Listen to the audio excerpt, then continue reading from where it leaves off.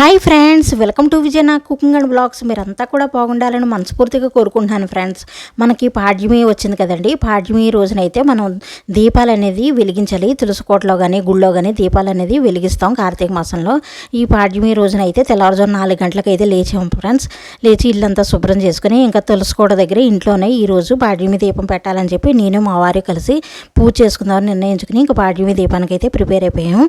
ఇంకా తులసమ్మని అయితే ఇంకా ఇంటి దగ్గరే మేము తులసి కోట దగ్గరే మేము పూజ చేసుకుంటాం. ఒక్కొక్కరికి తులసమ్మ ఆనమై ఉంటుంది, ఒక్కొక్కరికి తులసి కోట కూడా ఆనమై ఉంటుందండి. తులసి మొక్క దగ్గర పూజ చేయలేని వాళ్ళు ఏం చేయాలి అనుకుంటే కనుక మీరు ఈశాన్య మూలలో కూడా ఇలాగ పాడ్యమి దీపం అనేది వెలిగించుకోవచ్చు ఇంటి బయట. అలా కూడా చేసుకోవచ్చు అండి. కానీ తులసి కోట ఆనవాయి లేకపోయినా, తులసి మొక్క ఆనవాయి లేకపోయినా ఎవరి చేతైనా సరే వేయించుకున్నా ఒక కుండీలో తులసి మొక్కను అయితే పెంచుకోవచ్చు అండి. తులసి మొక్కను ఎవరైనా పూజించవచ్చు. ఈ కార్తీక మాసం అన్నాళ్ళు ఆ తులసి మాతకి చక్కగా ఒక దీపారాధన చేసుకోవచ్చు. ఈ తులసి కోటలో ఉన్న మట్టితోటే మనం దామోదరిని అయితే చేసుకోవాలి. అలాగే పసుపు గణపతిని కూడా చేసుకోవాలండి. ముందుగా అయితే పద్మం అనేది వేసుకోవాలి. వేసుకుని పసుపు కుంకుమతో ఆ పద్మాన్ని అలంకరించుకొని చక్కగా అరిటాకు కానీ, ఇదైతే కొత్త ప్లేట్ అండి. దీంట్లో అయితే నేను ఎక్కువగా పూజలకి మాత్రమే ఉపయోగిస్తాను. అందుకే ఆ ప్లేట్ని అయితే తీసుకొచ్చి ఇంకా అరిటాకు మోడల్లో ఉందని చెప్పి ఇంకా ఆ ప్లేట్ని ఉపయోగిస్తున్నాను. ఇదిగోండి పసుపు గణపతిని చేశాను. తులసి మాత మనకి తులసి కోటలో ఉన్నటువంటి మట్టితోటి దామోదరుని చేసుకోవాలి. వీలైతే తులసి కోటలో చిన్న రాయిని కూడా పెట్టుకోండి. అలాగే దామోదరులుగా భావిస్తే చాలా మంచిది. దీపారాధన చేయాలండి. 2 ఒత్తులు కలిపి ఒక ఒత్తిగా చేసి దీపారాధనకి అయితే చేస్తున్నాను. ఈ దీపారాధన కూడా ఎలా చేయాలి అని చెప్పి డౌట్స్ చాలామందికి ఉంటుంది. ఆవు నెయ్యితో చేయాలా, కొబ్బరి నూనెతో చేయాలా అని చెప్పి. ఈ కార్తీక మాసం అన్నాళ్ళు నువ్వుల నూనె అనేది చాలా మంచిదండి, చేసుకోవచ్చు. మీకు ఆవు నెయ్యి స్తోమత ఉంటే ఆవు నెయ్యితో కూడా పూజ అనేది చేసుకోవచ్చు. అంతేగాని ఏ నూనె అని చెప్పి డౌట్స్ పెట్టుకోకండి. ఏదైనా సరే పూజ చేయడం అనేది ప్రధానం. ఆ పూజ అయితే ఇరువురు కలిసి, భార్యాభర్తలు ఇరువురు కలిసి కూర్చుని పూజ చేయడానికి అయితే మీరు సంకల్పించుకోండి. ఒక్కొక్కళ్ళు ఇష్టపడకపోవచ్చు, ఒక్కొక్కళ్ళు కొంచెం అలసటగా ఉండి, లేదంటే వాళ్ళకి చేయాలనే సంకల్పం ఉన్నప్పటికీ కూడా ఇష్టపడకపోవచ్చు. కొంచెం నచ్చజెప్పి కార్తీక మాసం మొదటి రోజు కనుక వీలైతే ఇరువురు కలిసి కూర్చుని పూజ చేసుకోవడానికి అయితే సంకల్పించుకుని పూజ అనేది చేసుకోండి. ఒక దీపం అనేది చక్కగా వినాయకుడి దగ్గర, దామోదరుడి దగ్గర దీపం వెలిగించుకొని నీటిలో, గంగాదేవి దగ్గర కూడా నీటిలో తల్లిని తలుచుకుని ఒక దీపం వదులుకోండి. సంకల్పం చెప్పుకుని కార్తీక మాసంలో ఇలా చేయడం చాలా మంచిదండి. కార్తీక మాసం మొదటి రోజు అలాగే కార్తీక మాసం పోలిపాడ్యమి రోజు కూడా ఇలాగ నీటిలో దీపాలు వదలడం వల్ల ఆ నెలంతా చేసిన ఫలితం అనేది మనకు వస్తుంది. అలాగే భార్యాభర్తలు ఇరువురు కలిసి కూర్చొని చేసుకున్న పూజ మరింత శోభనైతే ఇస్తుందండి. వీలైనంత వరకు ఇరువురు కలిసి కూర్చుని పూజ అనేది చేసుకోండి. కొంచెం ఒక టైం అనేది మనకు 1-2 గంటలు కొంచెం లెగడం వల్ల కొంచెం అలసటగా అనిపించినప్పటికీ కూడా సంవత్సరానికి ఒకసారి కదా, ఇలా చేయడం ఎంతో పుణ్యం కదా మనకు కూడాను. ఇదిగోండి ఇలాగ అలంకరించుకొని ఇంకా దామోదరిని, వినాయకుడిని కూడా సిద్ధం చేసుకున్నాము. తామలపాకుల మీద ఇలాగా పెట్టి, అలాగే వినాయకుడికి అయితే ఎప్పుడూ కూడా కుంకుమ ఇవన్నీ కూడా చక్కగా పైనే పెట్టాలండి. చాలామంది నుదుటి దగ్గర అంటే అమ్మవారు పెట్టినట్టుగా పెట్టకూడదు.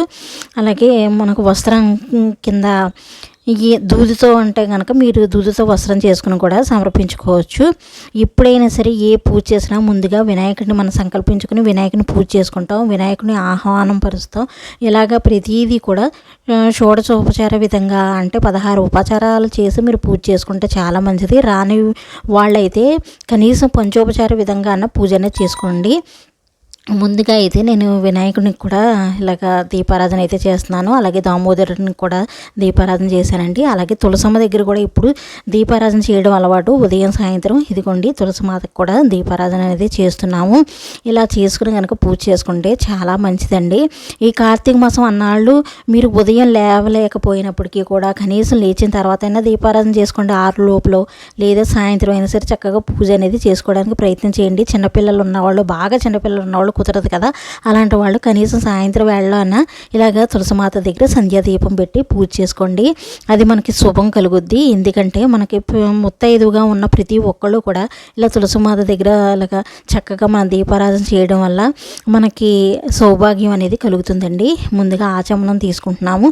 తీసుకున్న తర్వాత అప్పుడు వినాయకుని పూజ అనేది చేసుకోవాలి. ఏ పూజకైనా వినాయకుడినే కదండి మనం పూజిస్తాము. ఈ రోజున సంకల్పించుకోవాలండి. ఈ కార్తీక మాసంలో వినాయకుడిని పూజ చేసుకుని సంకల్పించుకోవాలి. కార్తీక మాసం అన్నాళ్ళు నెల్లాళ్ళు చేయగలిగిన వాళ్ళు నెల్లాళ్ళు చేయండి. ఈ నెల్లాళ్ళు కూడా ఏ విధమైన ఆపదలు కానీ ఏ విధమైన ఈ ఇబ్బందులు కానీ రాకుండా ఆ స్వామివారి అంటే వినాయకుడి పూజ, దామోదరి పూజ, తులసి దామోదరుల పూజ, లక్ష్మీనారాయణులు, అలాగే పార్వతీ పరమేశ్వరుల పూజ ఈ నెల్లాళ్ళు చేసుకునేటట్లు మమ్మల్ని అనుగ్రహించమని ఆ వినాయకుడిని కోరుకుంటూ సంకల్పించుకొని, అలాగే మన గోత్రనామాలు కూడా చెప్పుకొని సంకల్పం చెప్పుకొని పూజ అనేది చేసుకోవాలి. ముందుగా వినాయకుడిని ఆవాహనయామి అని చెప్పుకోవాలండి. అలాగే పాద్యోపాద్యం సమర్పయామి, అస్తయో ఆద్యం సమర్పయామి, ఇలాగ ఒక్కొక్కటి 16 ఉపాచారాలు అనేది చేసుకుంటూ రావాలండి. వీలైతే కనుక అలా చేయండి. రాని పక్షంలో పంచోపచార విధంగా మీరు పూజ చేసుకోవచ్చు. దీపం, ధూపం, నైవేద్యం ఇలాగా పంచోపచార విధంగా పూజ చేసుకుని వినాయకుని పూజ చేసుకుని సంకల్పం చెప్పుకోండి ఫ్రెండ్స్. వీలుంటే కనుక ఈ కార్తీక మాసం అన్నాళ్ళు మేము పూజలు ఏ విధంగా చేసుకుంటాం అనేది కూడా మీకు వీడియో రూపంలో అందిస్తాను. ఎందుకంటే లక్ష్మీ పూజ చేశానండి, అది కూడా మీకు వాయిస్ ఓవర్ ఇచ్చిన తర్వాత ఆ వీడియో కూడా పెడతాను ఫ్రెండ్స్.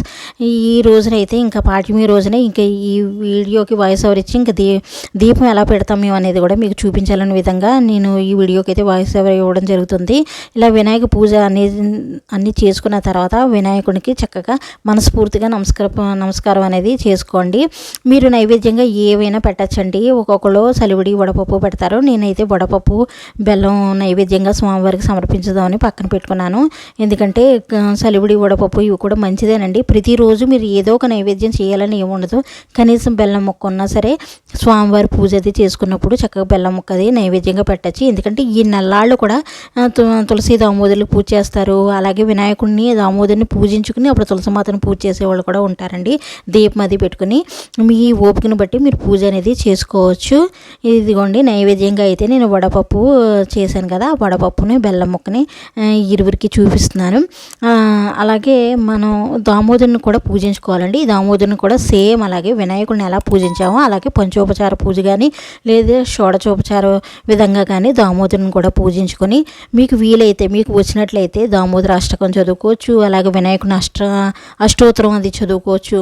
అలాగే తులసిమాత దగ్గర తులసీదేవి అష్టోత్తరం కూడా చదువుకోవచ్చండి. మేమైతే ఈ మూడింటిని కూడా స్వామివారిని అష్టోత్తరాలు అయ్యి వచ్చిన వాళ్ళు ఈ అష్టోత్తరాలు చదువుకోవచ్చు కనుక మేము అష్టోత్తరాలు అయ్యి చదువుకున్నాం. తులసిమాత అష్టోత్తరం కూడా చదువుకొని పూజ అనేది చేసుకున్నామండి. అలాగే ఈ పూజ అయిన తర్వాత మీరు తాంబూలంగా అరటిపళ్ళు అవి సమర్పించుకోవచ్చు. ఎందుకంటే మనకి ఫస్ట్ రోజు కనుక తులసి మాత దగ్గర పూజ చేస్తున్నా కనుక ఒక కొబ్బరికాయ అనేది మీరు సమర్పిస్తే చాలా మంచిదండి. ఇదిగోండి తులసమ్మను అయితే ఇలా అలంకరించుకున్నాము. చక్కగానే తులసమ్మ కూడా బొట్లు అవి పెట్టుకోవాలి.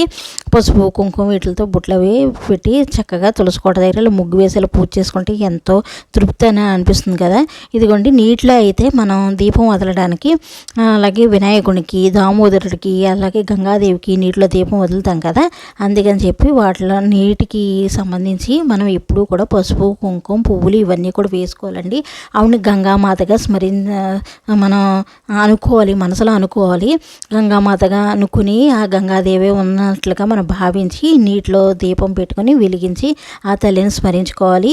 ఈ కార్తీక మాసం అన్నాళ్ళు కూడా దీపం అనేది వదులుతూ ఉంటారు. మీకు వీలైతే అలా చేయడానికి అయితే ప్రయత్నం అయితే చేయండి ఫ్రెండ్స్. చాలామందికి తెలుసు ఉండకపోవచ్చు, ఎందుకంటే కొత్తగా మ్యారేజ్ అయిన వాళ్ళు ఎవరైనా ఈ వీడియో చూస్తే కనుక చూసి తెలుసుకుంటారనే ఉద్దేశంతో వీడియో అనేది అప్లోడ్ చేస్తున్నాను. ఇదిగోండి ఇలాగ దీపం అనేది వెలిగించుకోవాలి. మా వారు కూడా ఇలాగ దీపం అనేది వెలిగిస్తున్నారు. ఏ పూజ అయినా సరే పక్కన కూర్చొని చేసుకుంటే ఆ తృప్తి వేరేగా అనిపిస్తుంది. భర్త మనకి కొంచెం కోపంగా ఉన్నప్పటికీ కూడా మనం నిదానంగా చెప్తే వినేవాళ్ళు వింటారండి. ఒకసారి చెప్పి చూసి చక్కగా ఇరువురు కలిసి కూర్చొని పూజ అనేది చేసుకోండి. ఈ కార్తీక మాసం అన్నాళ్ళు వీలైతే కనుక శివ పూజతో పాటు శివకోటి రాసే వీలున్న వాళ్ళు పిల్లలు అది కొద్దిగా ఏ స్కూల్ కన్నా వెళ్ళినా కొంచెం ఉన్న మీకు టైం దొరికినా ఆ శివనామస్మరణ చేసుకుంటూ శివకోటి రాసే అలవాటు ఉన్నవాళ్ళు శివకోటి రాయొచ్చు. ఎందుకంటే ఏ శ్రీశైలం వెళ్ళినప్పుడు మీరు ఏదైనా పుణ్యక్షేత్రాలకు వెళ్ళినప్పుడు శివుని గుళ్ళకి వెళ్ళినప్పుడు ఆ శివకోటి అది రాస్తే వాళ్ళకి చక్కగా ఇవ్వచ్చండి. అలా చేయడం వల్ల కూడా చాలా పుణ్యం. నేను అలాగే శివకోటి అది రాసి నేను శ్రీశైలం వెళ్ళినప్పుడు అలాగే ఇచ్చి వచ్చాను. నేను హటకేశ్వరంలో శ్రీశైలం శ్రీశైలంలో అలాగా తీసుకున్నారు. అలా కూడా మనం చేయొచ్చండి. ఇలాగే కార్తీక మాసం అన్నాళ్ళు వీలైతే శివకోట రాయడానికి ప్రయత్నం అయితే చేయండి ఫ్రెండ్స్, చాలా మంచిదండి. ఈ కార్తీక మాసం అన్నాళ్ళు కూడా మీరు సుందరాకాండ చదువుకోవచ్చు, లేదా చక్కగా ఏ పూజలు మొదలెట్టన్నా కార్తీక మాసం చేయొచ్చు. త్రిమూర్తుల వారి పూజ, రామదేవుని పూజ, ఇలాగ సుందరాకాండ పారాయణం చేయొచ్చు.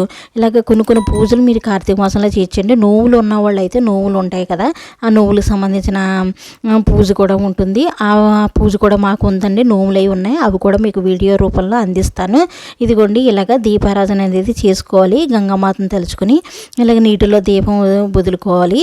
ఇదిగోండి ఈ విధంగా పూజ చేసుకోవడం వల్ల మనకి చక్కగా కార్తీక మాసం స్టార్ట్ అయిన రోజున, అంటే మొదటి రోజు ఇలాగ ఈ విధంగా గణపతి దగ్గర, దామోదరుడి దగ్గర ఇలా దీపం వెలిగించుకుని సంకల్పం, కార్తీక సంకల్పం అనేది మనం చెప్పుకొని పూజ అనేది ఈ విధంగా చేసుకోవాలి ఫ్రెండ్స్. ఇలా చేసుకుంటే మనం ఈ రోజు నుంచి ఈ నెల్లాళ్ళు కూడా స్వామివారికి ఉదయం సాయంత్రం మన ఓపికను బట్టి పూజ అనేది చేసుకోవచ్చు. దేవుడే ఇస్తాడండి ఓపిక అనేది. కొంచెం మనం లెగడం లేట్ అయినప్పటికీ కూడా పూజ అనేది మానకండి, వీలైనంత వరకు చేసుకోవడానికి అయితే ప్రయత్నం చేయండి. ఇదిగోండి కొబ్బరికాయ అయితే, ఒక కొబ్బరికాయ కూడా నేను కుట్టి స్వామివారికి మనం నైవేద్యంగా సమర్పించుకోవచ్చు. మొదటి రోజు కదండి, ఇలా కొబ్బరికాయ కూడా కొడితే మంచిది.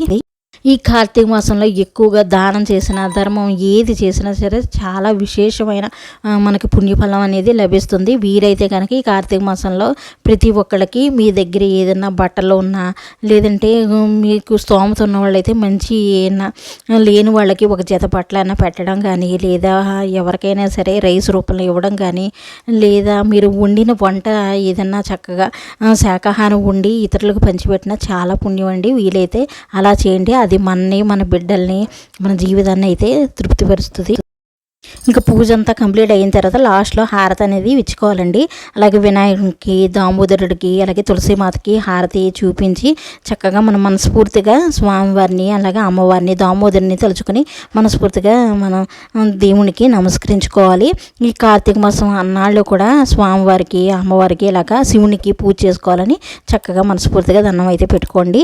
అది అయిన తర్వాత ఇంట్లో కూడా మనం మామూలుగా పూజ చేసుకుంటాం కదా, ఈరోజు ఈ విధంగా పూజ అనేది చేసుకున్నాము. ముందు ఇంట్లో దీపారాధన చేసిన తర్వాత తులసికోట దగ్గర దీపం అనేది, పాడ్యమి దీపం అనేది వదిలితే చాలా మంచిదండి. నిత్య పూజ చేసేవాళ్ళు ఎప్పుడు కూడా ఇంట్లో దీపారాధన అనేది చేసుకోవాలి, మానకూడదు. అలాగే ఈరోజు శివ పూజ అనేది చేసుకుని శివుని అష్టోత్తరం అది చదువుకున్నాము. మేము నైవేద్యంగా అరటిపళ్ళు అయితే సమర్పించుకొని ఇలాగా శివకోట అనేది రాయడం అలవాటు ఉంది. శివకోట రాసుకుంటే చాలా మంచిది కార్తీక మాసం అన్నాళ్ళు కూడాను. మన వీడియో నచ్చితే కనుక ప్లీజ్ సబ్స్క్రైబ్ చేసుకోండి friends. Thank you for watching. Thank you అండి.